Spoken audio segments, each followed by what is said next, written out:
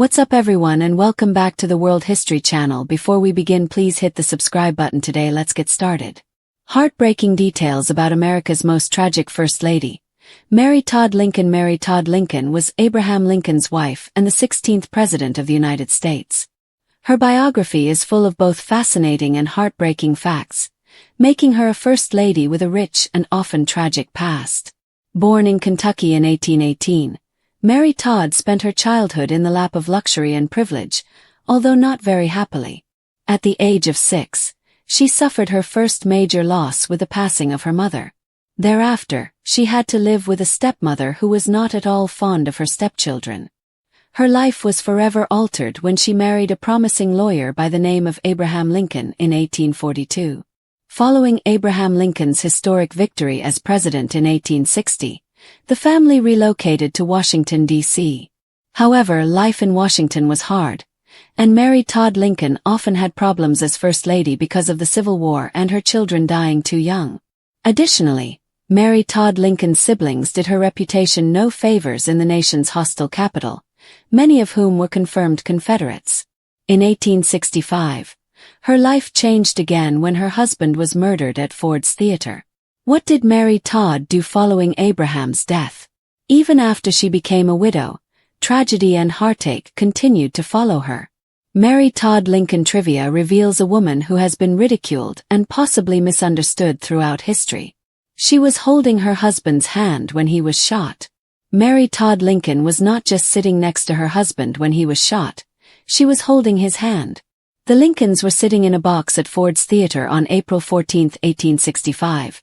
With their two guests, Henry Rathbone and his fiancée, Clara Harris.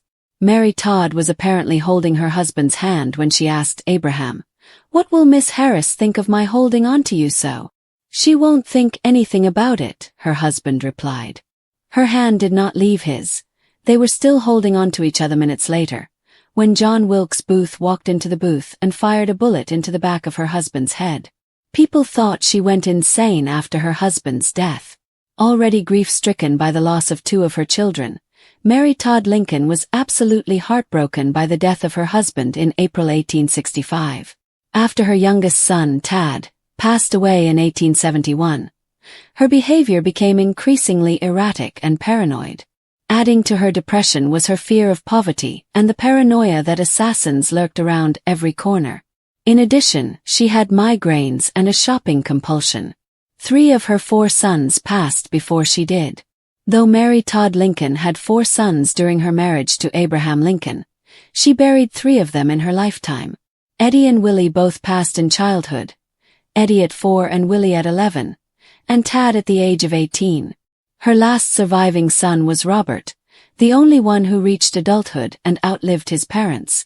Her own son committed her to an asylum. Following the assassination of her husband in April 1865, Mary Todd became increasingly depressed and agitated.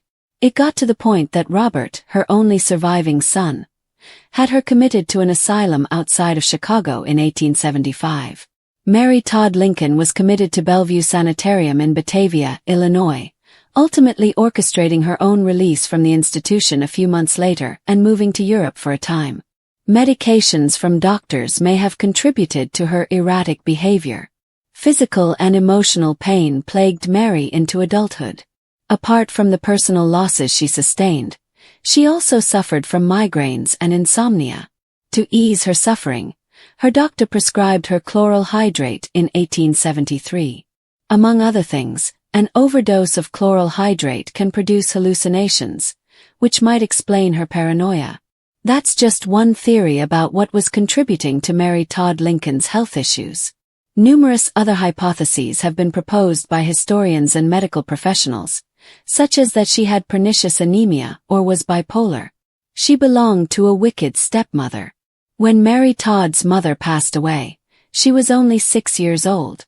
Betsy Humphreys became the new stepmother for her father's 7 children when he remarried shortly after. Mary Todd routinely clashed with her stepmother, and Humphreys didn't make life easy for her new stepchildren. She referred to Mary Todd as a limb of Satan, and used shame, humiliation, and embarrassment as punishments. She was labeled a hellcat. In Washington, Mary Todd Lincoln struggled to win over her critics. So, when she took it upon herself to redecorate the shabby White House and give the president's office some added legitimacy and class, it was an opportunity for her to win the respect of those who disliked her. Sadly, her project went over budget, which only gave her critics more courage. It was easy to label her a spendthrift due to her scheme for redecorating and her shopping sprees. She was said to own over 300 pairs of gloves, which was a terrible charge during the war. She was also criticized for her mood swings and volatile behavior, not just her spending. Additionally, when her husband's private secretary referred to her as a hellcat, he did her no favors. Her brothers fought for the Confederacy in large numbers. During the Civil War, Kentucky was a divided state. Though it was not officially part of the Confederacy, many men took up arms for the South. The Todds, who were one of Kentucky's most prominent families, were just as divided as their home state. A few of the First Lady's brothers were Confederate officers, and the First Lady herself had close relatives who were fighting against her husband's government. Even though Emily, her younger sister, was married to a Confederate general, she still went to the White House during the war. She was born into a family of slaveholders. Robert Todd, Mary Todd's father, was one of the most influential men in the state of Kentucky. He also enslaved people to run his large Lexington household, as did a lot of other prominent men in the state. Thus, the future wife of the so-called Great Emancipator grew up being waited upon by enslaved people. She would, however, adopt anti-slavery beliefs as an adult. After her husband's death, she wore black for the rest of her life. After her husband's death, Mary Todd Lincoln went into mourning as was customary at the time. She was so devastated that she made the decision to wear black for the rest of her life, rather than just for the prescribed 2 years of mourning.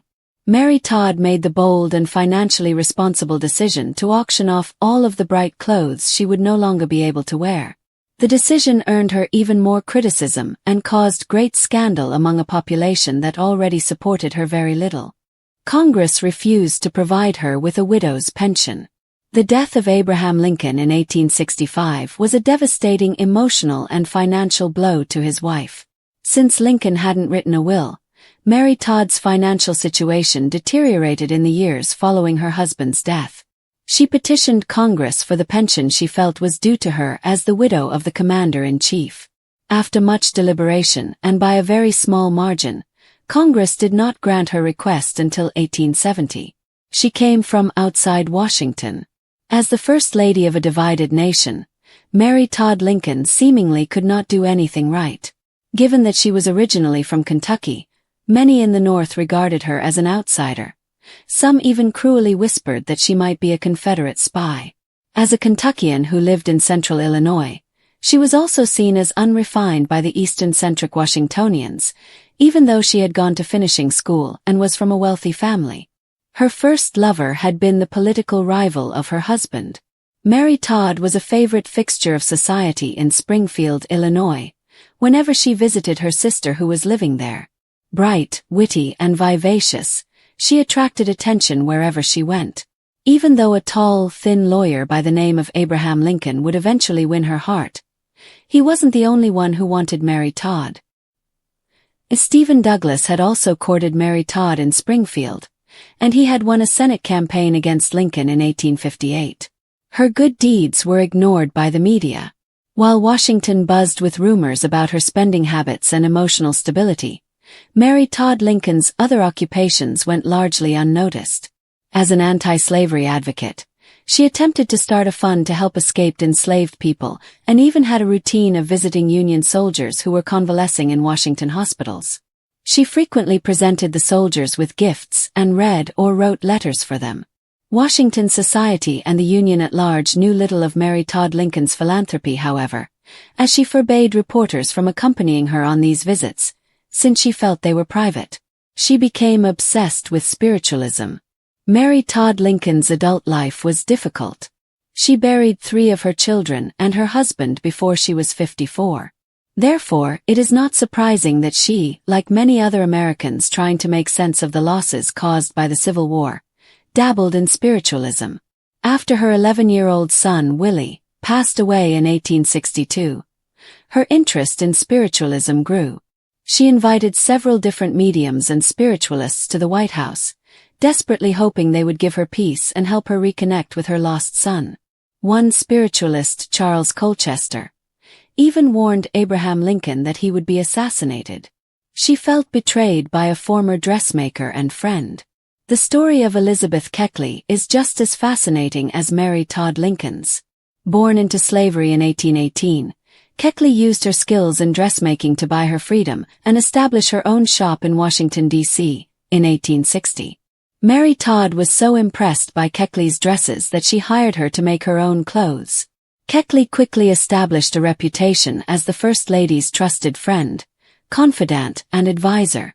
In 1868, Keckley wrote and published her memoirs about living and working in the White House, and the former First Lady felt the book was a betrayal of their friendship.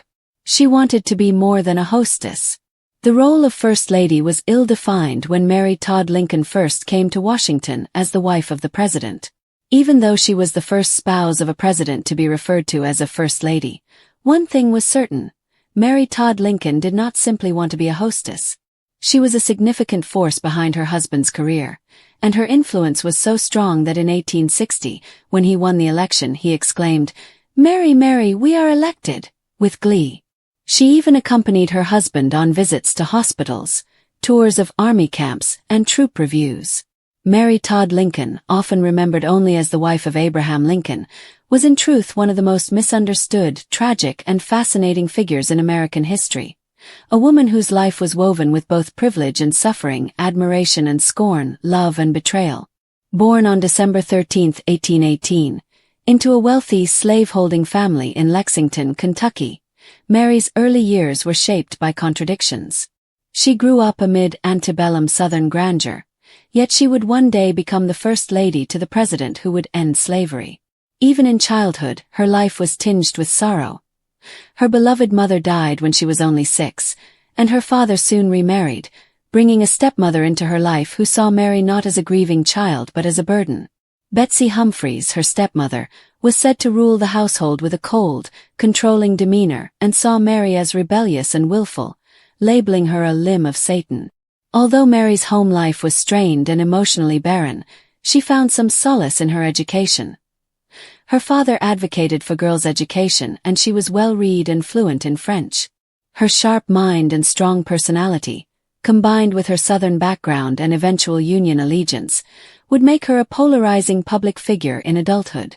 She was courted by a number of men when she moved north to Springfield, Illinois, to live with her sister Elizabeth. However, she fell in love with the awkward and brilliant Abraham Lincoln, a rough-tempered but deeply devoted lawyer. They married in 1842, a union that would eventually elevate her to the highest social and political station in the nation, yet also expose her to relentless scrutiny, cruelty, and loss beyond comprehension. As First Lady, she was admired by some for her intelligence and elegance, but mocked by others for her accent, her extravagance, and her family ties to the Confederacy. From the start, her position was precarious. The nation was on the verge of civil war when Abraham Lincoln took office in 1861. Washington was hostile, suspicious, and divided. Mary, a Southern-born woman with Confederate brothers, was viewed with skepticism, if not outright disdain. Yet while many accused her of disloyalty, she staunchly supported the Union and her husband's political mission, even as her own siblings literally fought on the other side of the battlefield. 3 of her half-brothers were killed in combat and 4 of them fought for the Confederacy. Benjamin Hardin Helm, her sister Emily's husband, was a Confederate general. Mary was deeply affected by his death in 1863 at the Battle of Chickamauga, but Washington society turned against her for mourning a rebel. Despite her devotion to her husband and to the Union, she could never escape the suspicion that she was a traitor by blood. She also struggled to carry out her responsibilities as First Lady, which included managing the White House and hosting events while she was subjected to constant political and personal pressure. Mary's critics, who were numerous and often vicious, seized on every opportunity to condemn her. Her attempt to refurbish the shabby White House interiors was labeled excessive and disgraceful, especially during wartime. Her shopping habits, which included buying over 300 pairs of gloves and ornate dresses, were ridiculed as wasteful and indulgent. One of Lincoln's own secretaries, William Herndon, referred to her as a hellcat. Yet few stopped to ask whether these so-called extravagances were her effort to bring dignity to a divided White House, or to cling to some sense of order and beauty in a life increasingly defined by chaos. Behind the scenes, her personal suffering was escalating at a devastating pace. She gave birth to 4 sons, but 3 would die before adulthood. At just 4 years old, Edward Eddie Lincoln passed away in 1850, most likely from tuberculosis. William Willie Lincoln died at age 11 in 1862, probably of typhoid fever contracted from the polluted drinking water in the White House. The death of Willie nearly destroyed her. She retreated from society, sunk deep into depression, and was plagued by migraines and hallucinations.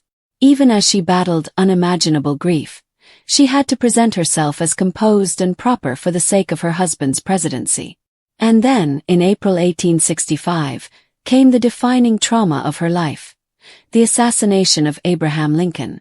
They had been attending a play at Ford's Theater when John Wilkes Booth entered their box and shot the president in the back of the head. In addition to being beside her husband, Mary was also holding his hand. They had just shared a light moment together, and then in an instant everything was shattered.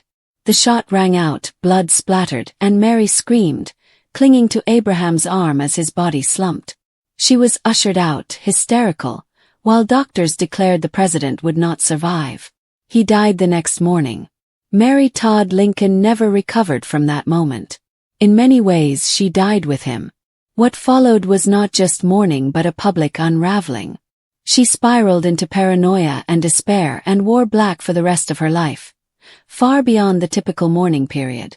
Her mental health, already fragile from grief and the pressures of public life, deteriorated further after the death of her youngest son, Thomas Tad Lincoln, in 1871 at the age of 18.